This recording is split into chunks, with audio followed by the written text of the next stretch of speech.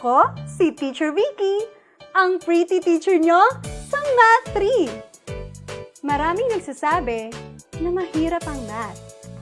Pero, alam nyo ba ang sikreto para mapadali ito? Bago aralin ang mga leksyon, dapat masaya kayo! Kaya naman, magsaya muna tayo!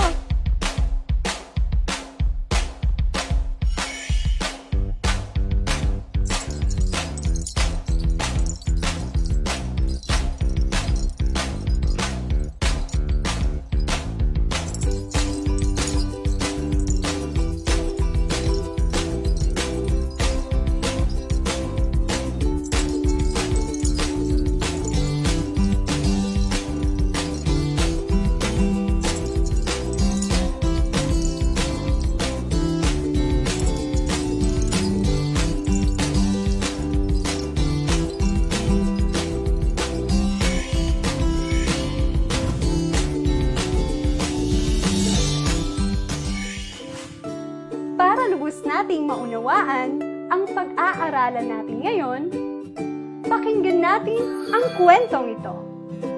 Si Glenda ay 9 na taong gulang at nasa 3 baitang.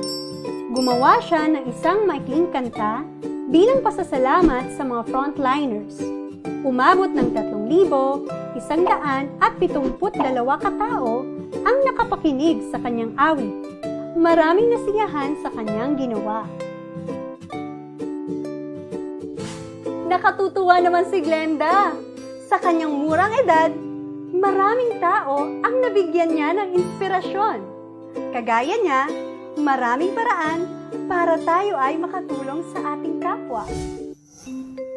Ilang paalala din para tayo ay manatiling ligtas mula sa virus, ugaliing maghugas ng kamay, maligo araw-araw at maglinis ng kapaligiran. Balik tayo sa kwento. Umabot sa 3,172 katao ang nakapakinig sa kanyang awitin. Gaano kaya kalaki o karami ang 3,172 na tao?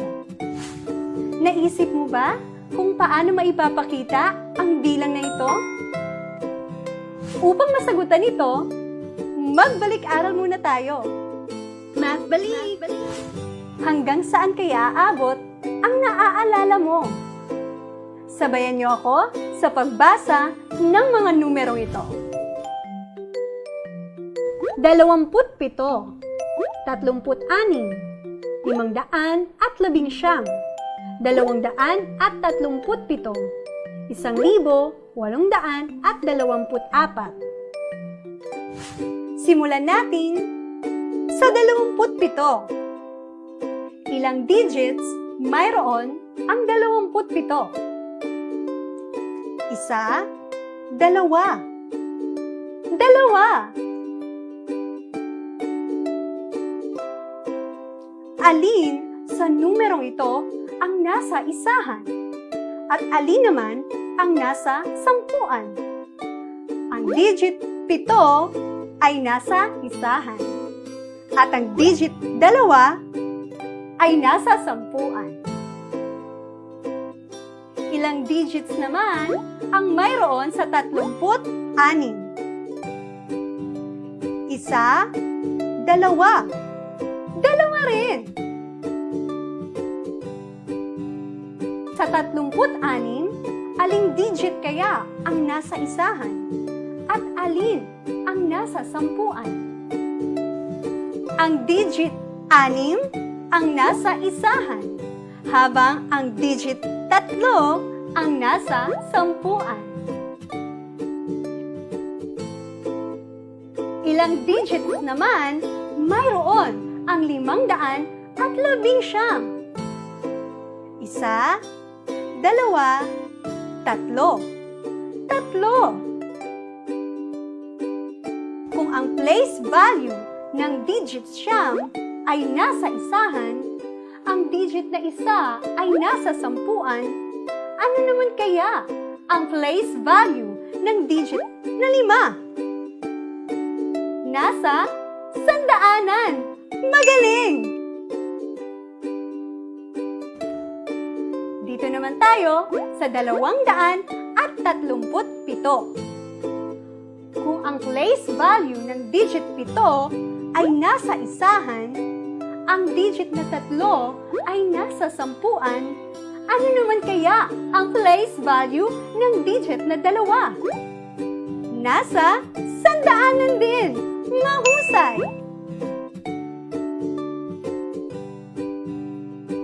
Ito naman, 1,824. May napapansin ba kayo sa bilang na ito?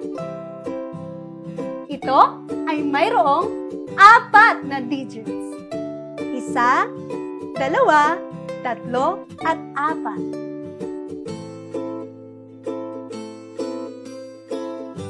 Kung ang place value ng digit na 4 ay nasa isahan, ang place value ng digit na 2 ay nasa sampuan, ang place value ng digit na 8 ay nasa sandaanan, ano naman ang place value ng digit na 1? Nasa libuhan!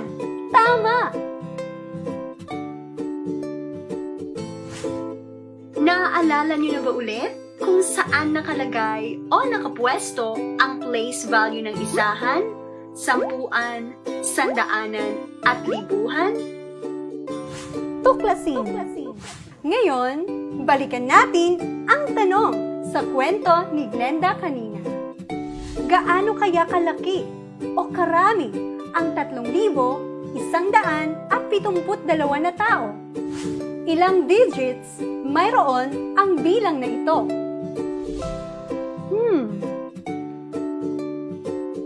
Ang 3,172 ay mayroong 4 na digits. Para mas mapadali ang pagpapakita ng mga bilang, gagamit tayo ng number discs. Gamit ang number discs, pag-aaralan natin kung papaano na ipapakita ang bilang na 3,172. Sa chart, makikita na ang 3,172 ay mayroong 2 pirasong number discs na isahan, 7 pirasong number discs na sampuan, 1 pirasong number disc na sandaanan, at 3 pirasong number discs na libuhan. Narito ang 3 hakbang sa pagpapakita ng bilang. Una, tukuyin ang lugar o place value ng bawat numero sa bilang. Ikalawang hakbang, gumawa ng hanay para maipakita ang hanay sa isahan, sampuan, sandaanan, at libuhan. At ang ikatlong hakbang ay gamitin o ilarawan ang bilang gamit ang number discs. Ang bilang ng number disc ay depende sa numero na nakalagay sa bawat place value. Sundin natin ang mga hakbang sa pagpapakita ng bilang. Unang hakbang, tukuyin muna natin ang lugar o place value ng 3,172. Ang lugar o place value ng digit na 2 ay nasa isahan. Ang lugar o place value ng digit na 7 ay nasa sampuan. Ang lugar o place value ng digit na 1 ay nasa sandaanan. Ang lugar o place value ng digit na 3 ay nasa libuhan. Ikalawang hakbang, gumawa ng hanay para maipakita ang hanay sa isahan, sampuan, sandaanan, at libuhan.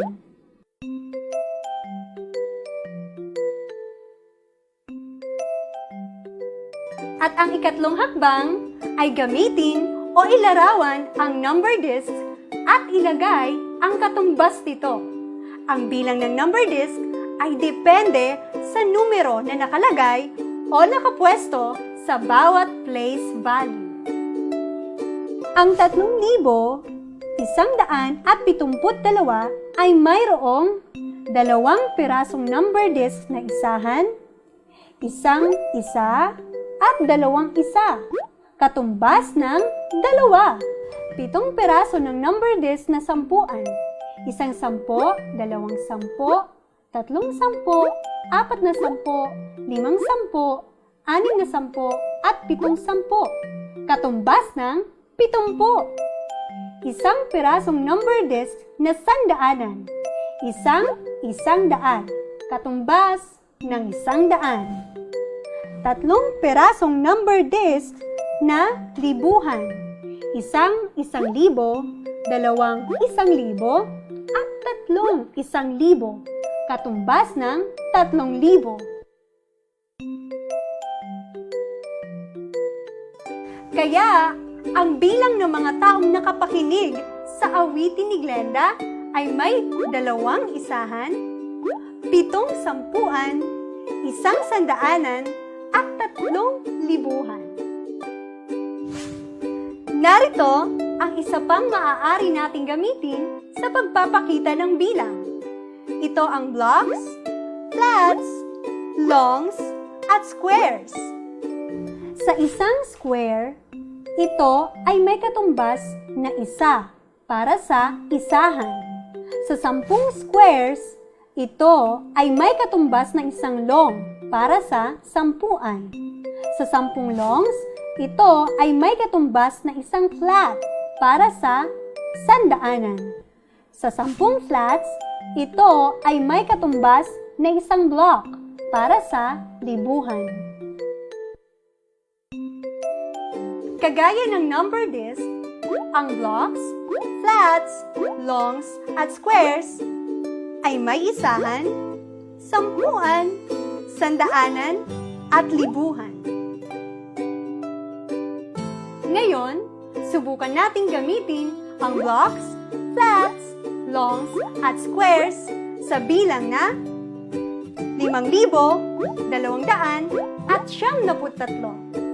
Sa chart, makikita na mayroong 3 pirasong squares na isahan, 9 pirasong longs na sampuan, 2 pirasong flats na sandaanan, at 5 pirasong blocks na libuhan. Natatandaan niyo pa ba ang 3 hakbang sa pagpapakita ng bilang gamit ang number discs? Gayon din ang susundin natin sa pagpapakita ng bilang gamit ang blocks, flats, longs, at squares. Una, tukuyin muna natin ang lugar o place value ng bilang na 5,200 at 73. Ang lugar o place value ng digit na 3 ay nasa isahan.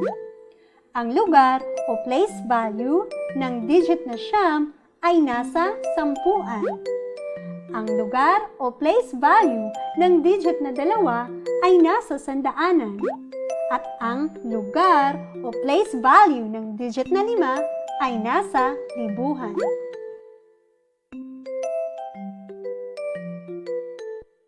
Ikalawang hakbang, gumawa ng hanay para maipakita ang hanay sa isahan, sampuan, sandaanan, at libuhan. At ang ikatlong hakbang ay gamitin o ilarawan ang bilang gamit ang blocks, flats, longs, at squares at ilagay ang halaga nito. Ang bilang ng blocks, flats, longs, at squares ay depende sa numero na nakalagay sa bawat place value.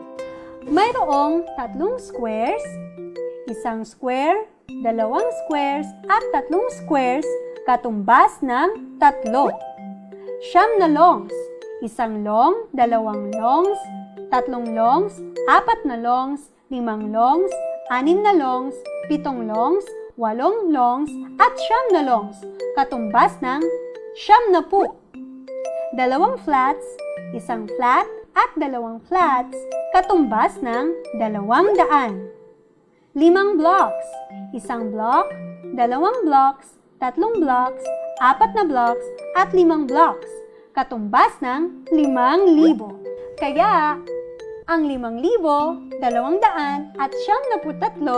ay mayroong 3 pirasong squares na isahan, 9 na pirasong longs na sampuan, 2 pirasong flats na sandaanan, at 5 pirasong blocks na libuhan. Suriin! Maipapakita natin ang bilang gamit ang iba't ibang representasyon ng mga bagay. Sa aralin natin ngayon, gumamit tayo ng number discs. May number disc para sa isahan, may number disc para sa sampuan, may number disc para sa sandaanan, at may number disc para sa libuhan.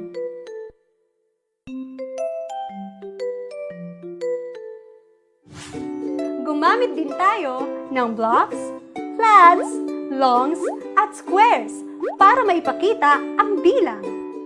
Sa isang square, ito ay may katumbas na isa para sa isahan. Sa 10 squares, ito ay may katumbas na isang long para sa sampuan. Sa 10 longs, ito ay may katumbas na isang flat para sa sandaanan.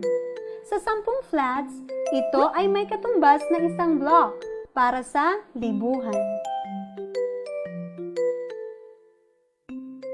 Mas naiintindihan nyo ba ang pagpapakita ng bilang noong gumamit tayo ng number discs, blocks, flats, longs at squares? Mga bata, para hindi kayo mahirapan, lagi lang nating tandaan ang 3 hakbang sa pagpapakita ng bilang. Pagyamanin. Ready na ba kayong magsanay? Dumako na tayo sa pagyamanin. Gamit ulit ang iyong lapis at papel, subukan natin sagutan ito. 15 segundo ang ibibigay ko para masagutan ang bawat tanong. Anong bilang ang naipapakita sa number disc na ito? Isulat ang iyong sagot sa inyong papel. Mayroong 3 pirasong isahan, 6 na pirasong sampuan, 3 pirasong sandaanan, at 8 pirasong libuhan.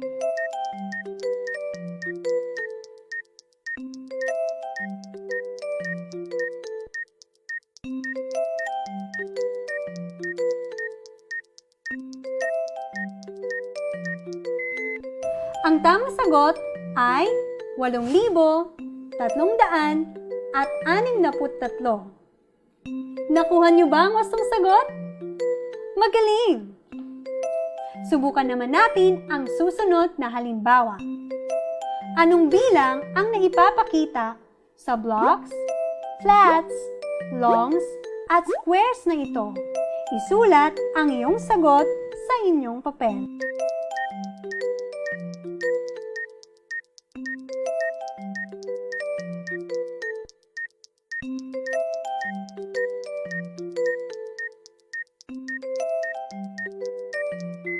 Ang tamang sagot ay 4,775.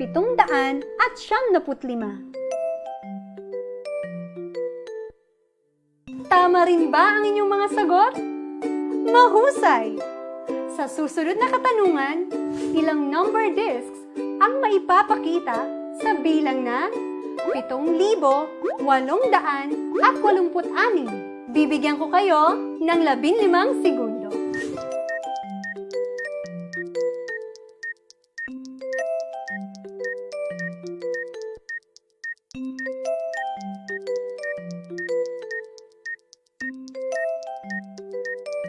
Tingnan nga natin ang wastong sagot.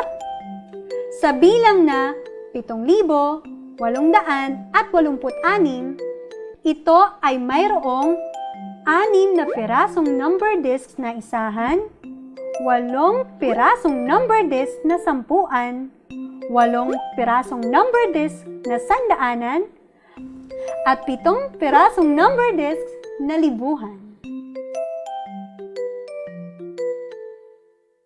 Sa panghuling katanungan, kung mayroon akong 5 squares, 6 na longs, 2 flats, at 9 na blocks? Anong bilang ang katumbas nito?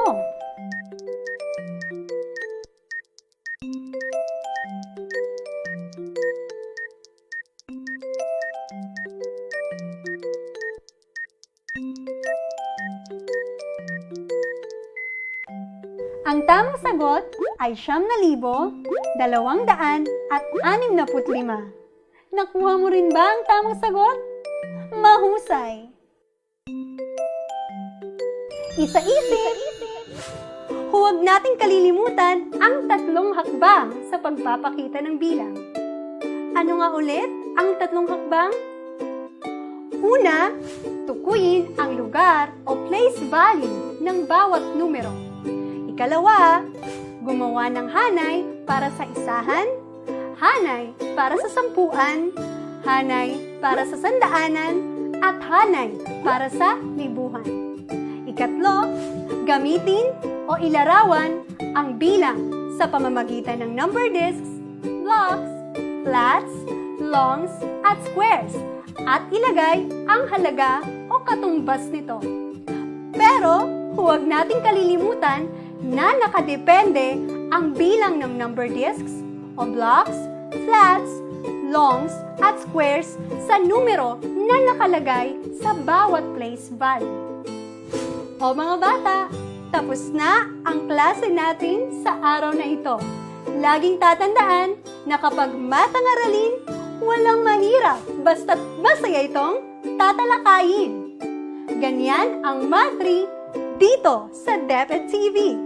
Kaya naman, magsayang matuto! Muli, ako si Teacher Vicky, ang pretty teacher ng Math 3. Hanggang sa susunod,